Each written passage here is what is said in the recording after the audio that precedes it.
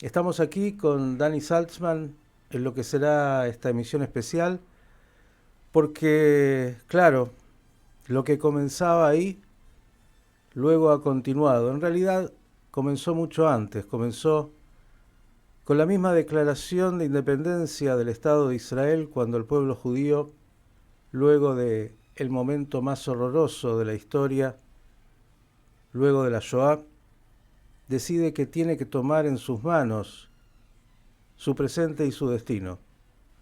A partir de eso, recrea un Estado en su tierra y desde ahí no ha habido un día de paz y tranquilidad. Y el terrorismo, como los enemigos de Israel, han estado permanentemente intentando dañar y eliminar al Estado y al pueblo judío. Hoy vamos a tener, como le digo, una emisión especial, muy especial. Vamos a estar en pocos minutos en Israel para informarnos porque ayer, durante Shabbat, yo le diría una acción inédita. Israel ha bombardeado como respuesta al ataque de los hutíes de más de 200 misiles, el último sobre Tel Aviv, que mató a una persona e hirió a 8, ha atacado las instalaciones de los hutíes. Un mensaje contundente y claro, como decía el ministro de Defensa de Israel, Yoav Gallant, que en cualquier lugar donde algún israelí sea atacado, Israel va a responder. Y un mensaje para los hutíes, un mensaje para Irán, que es, como usted sabe, el huevo de la serpiente, que tiene muchos brazos. Se puede llamar Hamas, se puede llamar Hezbollah, se pueden llamar hutíes o de tantas otras maneras, pero todos están articulados por ese régimen que pretende, como ha dicho explícitamente, la eliminación de Israel. El ataque de ayer, como le digo, inédito, con la aviación israelí a 2.000 kilómetros de distancia, incluso más lejos que lo que es el territorio iraní. Pero esta escalada obviamente preocupa y en una realidad tan cambiante y tan compleja habrá que tratar de entender qué es lo que significa en el presente y en el futuro. Dani, buen día, ¿cómo estás? Buenos días. Bien, bien. Acá tratando de entender que pasaron 30 años, ¿no? Nos pasaron 30 años, les pasaron 30 años a las familias, a 30 años, ¿no? Muchos ya no están en estos 30 años de lucha. Así es, como decíamos, en el caso nuestro, la mitad de nuestra vida, un poco más de la mitad de nuestra vida, en Casi el toda la vida de la caso, radio. sí, sí, y de los oyentes, los que están y los que no estuvieron, y aquellos que ya no están con nosotros físicamente, pero fueron también parte de esta historia. Vamos a ir a Israel, como le digo, porque ayer se dio una situación muy, muy delicada con esta respuesta israelí y todo lo que ello significará. Dani, 30 años. Yo sentía estos días que se ha dicho todo, pero que a la vez, bueno, lo único que cabe a esta altura, cuando los hechos están claros y a pesar de todos los estorbos, la justicia argentina ya determinó con precisión la responsabilidad de Irán, lo que significa, bueno, lo que pasó aquí en Buenos Aires en este atentado. Muchos tienen la sensación de impotencia, porque claro, no hay ningún detenido, pero usted sabe que en un atentado donde rápidamente la justicia no puede apresar a los responsables y estos huyen y además luego son protegidos por un régimen como el iraní que nunca quiso colaborar con la justicia, son prófugos.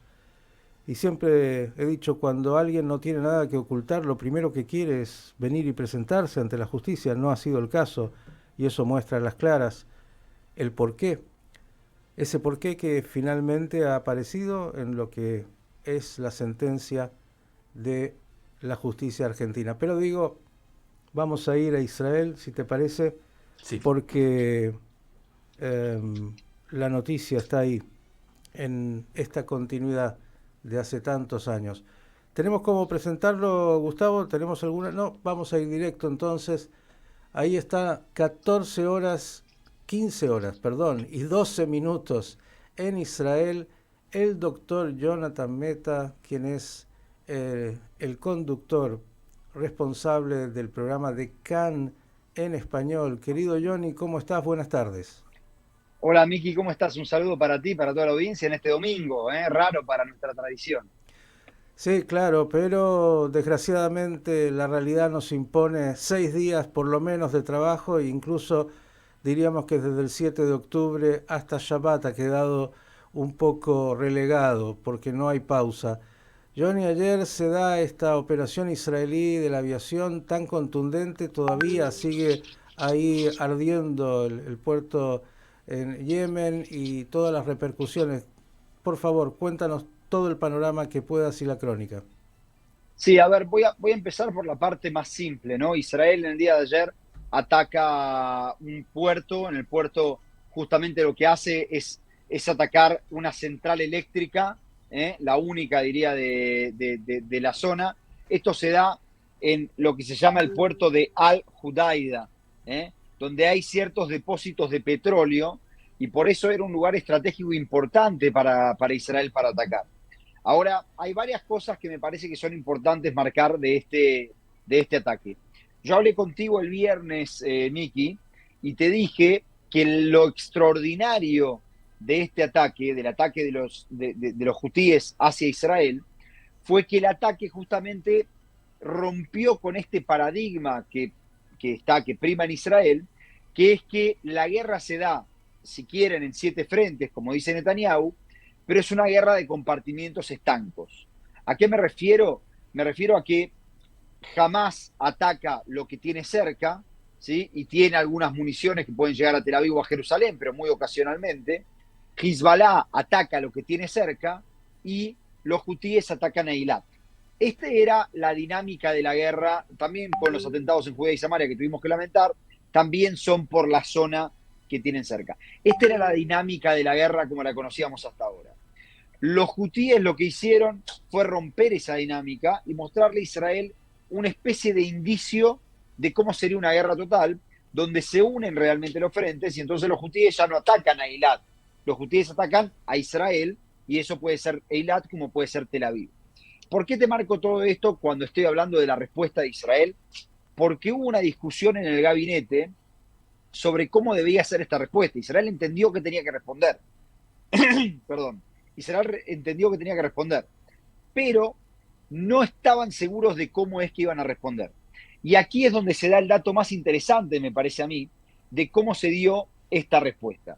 Las discusiones empezaron por el lado de que había que responder en Irán, porque nosotros sabemos que el armamento justamente proviene de Irán. Los hutíes no tienen armamento propio, son un grupo bastante improvisado, voy a decir. Entonces, en ese sentido, participó gente de la oposición, a mí me confirman que participó gente del partido de Benny Gantz, que justamente lo que dijeron fue, si nosotros atacamos a Irán, lo que va a terminar pasando es que vamos a terminar uniendo nosotros mismos los frentes. Si nosotros permitimos unir los frentes, vamos a estar en un problema. Si nosotros atacamos a Yemen y en Yemen vamos a este lugar, que es una ciudad muy controlada por los hutíes, entonces no corremos el peligro de unir los frentes, le mandamos un mensaje duro a los hutíes diciéndoles no se metan con nosotros porque pueden terminar mal, pero por otro lado le mandamos un mensaje a Irán donde le decimos nosotros no queremos una guerra total, nosotros no queremos unir los frentes, nosotros nos metimos con los hutíes porque es lo que correspondía, pero no pasamos de ahí. Claro, el mensaje a Irán, Johnny, muy claro, pero es una escalada más en lo que es esta guerra de hace 9 meses. Hezbollah obviamente también ha respondido en el norte con morteros importantes en la jornada de hoy. Y la pregunta es, claro, ¿qué significará este mensaje en términos de la potencial respuesta de Irán y también del resto de sus actores? Sí, yo creo que Israel tiene decidido hacer todo lo posible para no unir los frentes y para no ir a una guerra total con Irán. Esto pareciera ser la decisión que Israel tomó. Mirá, ayer hubo, como vos comentabas, muchos ataques en el norte, muchos misiles en el norte, y de hecho uno de los jefes del Consejo Regional dijo una frase que pareciera ser graciosa, pero es muy interesante. Decía, si al Moshav Avivim, que queda en el norte, le hubiéramos puesto Tel Avivim en vez de Avivim, capaz el gobierno hubiera respondido primero, hubiera respondido más rápido. ¿A qué se refiere esto? A que cuando atacan Tel Aviv, Israel responde. Pero si atacan el norte, pareciera ser que no le importa. Yo personalmente creo que, a pesar de que a algunas personas les guste y otras no, Israel tomó la decisión ya desde el 7 de octubre, diría, de no ir a una guerra en el norte, de no ir a una guerra en el sur del Líbano y de no llevar, no arrastrar esta situación a una guerra más regional.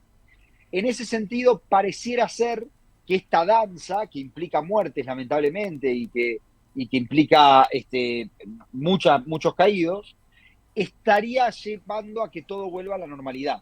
Hoy los hutíes volvieron a atacar, pero a Eilat, desde el norte hubo misiles, pero en el norte de Israel, y vemos que está más o menos todo contenido.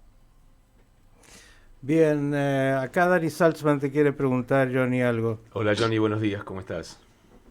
Hola Dani, un gusto. La semana pasada Nasrallah amenazaba con que tenía la intención o la capacidad, si es que proseguían los ataques israelíes en el sur del Líbano, de atacar, y entrecomillado, lugares de Israel a los que todavía no se habían atacado. Y uno podría leer grandes ciudades, Haifa, Tel Aviv. Eso sí, probablemente crees que arrastraría una respuesta, por ejemplo, en Beirut. Sí, definitivamente. Yo creo que justamente lo que Israel quiere es tratar de controlar que esto se siga manejando como diferentes frentes de la guerra, pero en compartimientos estancos. Haifa no sé si entra dentro de esa definición, porque Haifa fue una guerra atacada, por ejemplo, una zona atacada, por ejemplo, en 2006. Y de hecho en esta guerra hemos tenido ciertos eventos en Haifa. Pero un ataque de Hezbollah a Tel Aviv que rompería con esta, por eso quiero aclarar, no es por Tel Aviv, es romper con una dinámica, obligaría a Israel también a romper con la dinámica.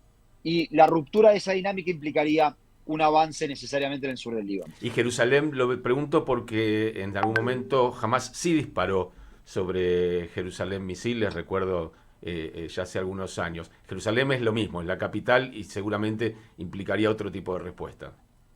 Sí, jamás el principio de la... Sí, igual sí estoy de acuerdo contigo, pero jamás en el principio de la guerra tiraba tanto a Tel Aviv como a Jerusalén.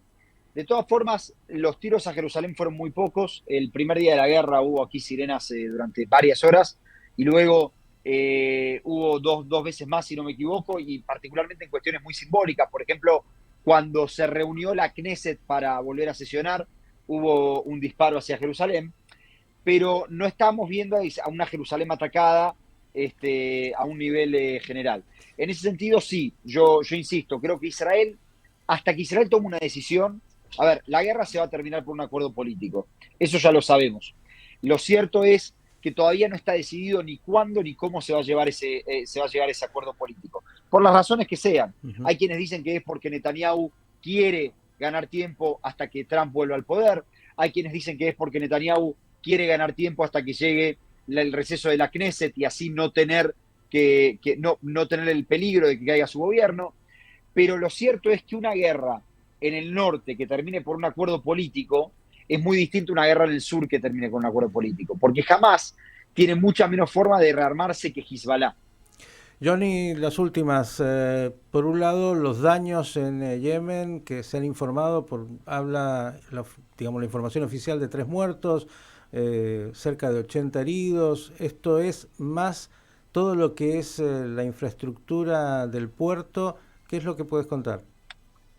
Exactamente, lo que se atacó fue una zona del oeste de Yemen, como les dije antes, el puerto este de Al-Judaida, que básicamente se atacaron unas instalaciones de combustible de una central eléctrica, que es la que le suministra electricidad a esta ciudad.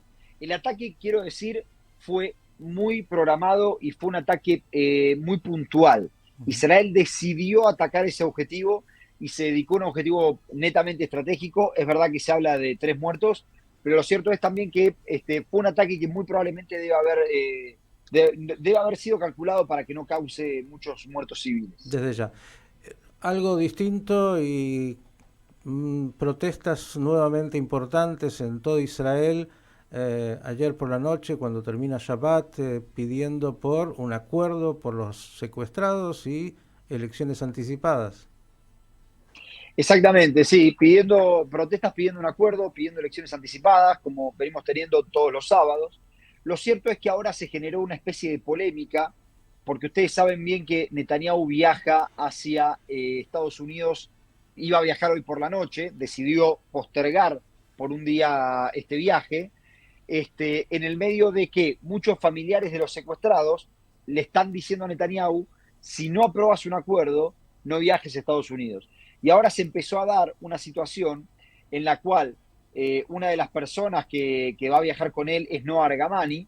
Noa Argamani es una de las secuestradas que fue liberada, ustedes recordarán, en esta operación digna de una película, que era la Operación Arnón. Uh-huh.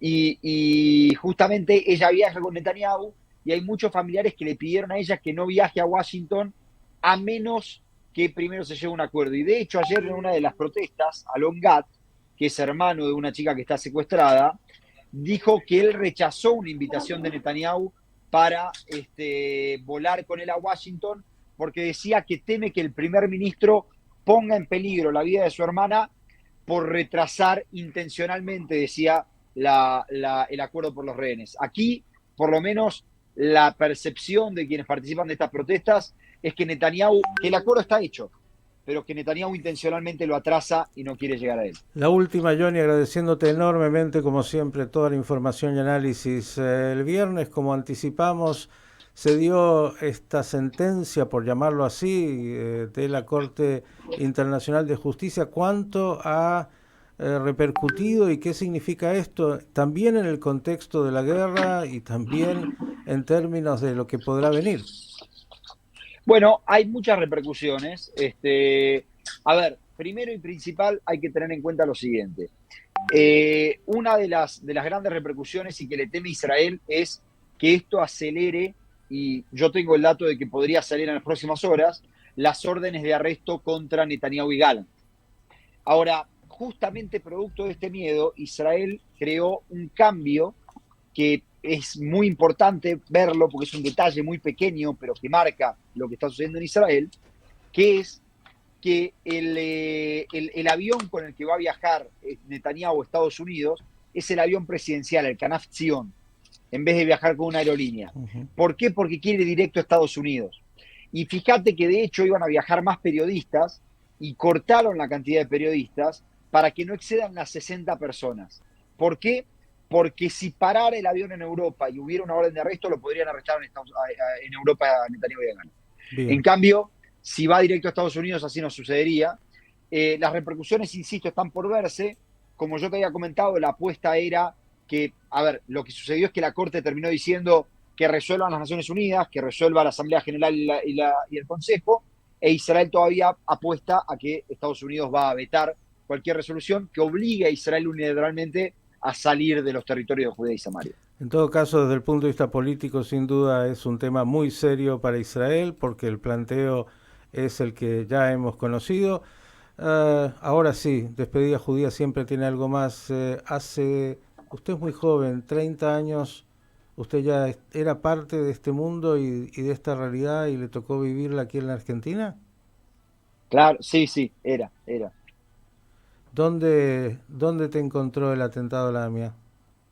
El atentado honestamente me encontró en Estados Unidos y recuerdo que estábamos de viaje y mi papá me dice, están repitiendo el atentado a la embajada en la tele. Nos costó un rato entender a toda la familia lo que estaba sucediendo. Fue un evento tremendo y luego como parte activa de la comunidad judía, del Consejo Juvenil Sionista, de los movimientos juveniles. Recuerdo haber participado de todo tipo de marchas. Es increíble la dificultad que hay para entender que, bueno, que a medida que pasa el tiempo, lamentablemente las cosas no se van a solucionar. Y esa línea, ¿no? Desde el atentado, finalmente que se vincula con todo lo que acontece hoy en Israel, digamos, poder comprender que se trata de la misma matriz de odio que ya había operado en la Argentina, que había operado antes y que sigue ahí tratando de golpear a Israel y al pueblo judío, ¿no? Sí, voy a decir lo siguiente, sin querer ser muy polémico, voy a decir lo siguiente. Una matriz de odio que me parece que hay ciertas partes de Latinoamérica que decidieron hacer de cuenta que no existía durante un tiempo, ¿eh? Y de hecho tenemos un informe del Mossad de hace tan solo un mes, si no me equivoco, que habla de que las células terroristas que hicieron aquel atentado siguen activas en Brasil. ¿Eh? Preguntas a la Argentina que hay que hacerle de qué hizo durante tantos años, a gobiernos que quisieron negociar con el imputado, con Irán, pero también a Brasil, que sabe que tiene esta situación en su terreno y no me parece que esté haciendo mucho. Hay mucho para trabajar respecto de la exportación del conflicto de Medio Oriente a Latinoamérica y hay que tener cuidado con eso. Querido Johnny, como siempre, el agradecimiento enorme. Siga la tarea, nos vamos a seguir encontrando. Hoy estamos en esta emisión especial a 30 años de la AMIA y con estas novedades que minuto a minuto van surgiendo de Israel. Un abrazo enorme a través tuyo también para toda la sociedad israelí. Un abrazo enorme también para ustedes. Chau, chau. El periodista Jonathan Meta, abogado además, hombre que nos hizo un recorrido de la actualidad de Israel minuto a minuto y sobre todo en las últimas horas.